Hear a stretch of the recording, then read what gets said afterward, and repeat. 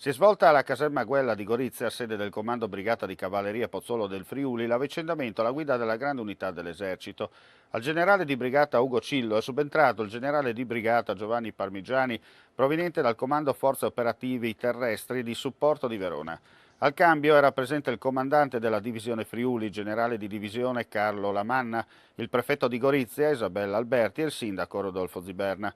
Il generale Cillo ha voluto, nel suo discorso, ricordare tutte le attività operative ed addestrative che in questi 2 anni di comando ha interessato la brigata e i propri reggimenti, dall'operazione Leonte XXI in Libano all'operazione Strade Sicure, dal centenario della presa di Gorizia al centenario dei fatti d'arme di Pozzuolo del Friuli. 2 anni intensi che hanno consolidato i rapporti della Pozzuolo del Friuli con il territorio, non solo isontino, ma dell'intera regione e con le città che ospitano le proprie unità. Il generale Parmigiani, 80° comandante della brigata di cavalleria, inizierà il suo mandato con numerose attività addestrative in corso e l'impegno dei reggimenti per l'operazione Strade Sicure nel nord e centro Italia.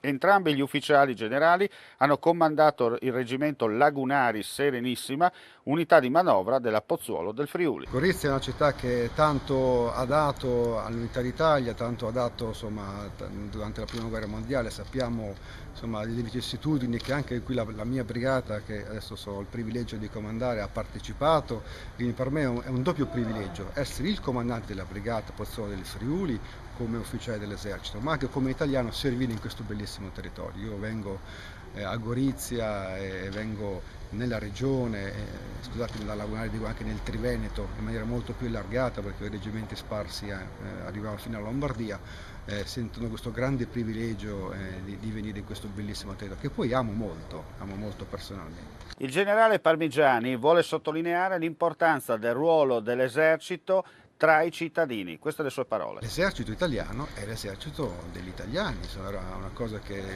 lo abbiamo insito e quindi noi siamo parte di questa bellissima comunità che è l'Italia, siamo gli cittadini in armi, in uniforme, adesso è un esercito professionale, quindi, ma restiamo sempre i nostri cittadini, quindi il cittadino italiano che viene e si arruola nell'esercito trova qui una parte dei suoi concittadini. Per questa osmosi che abbiamo, non siamo un corpo avulso solo perché vestiamo in uniforme, siamo gli italiani in uniforme al servizio del paese.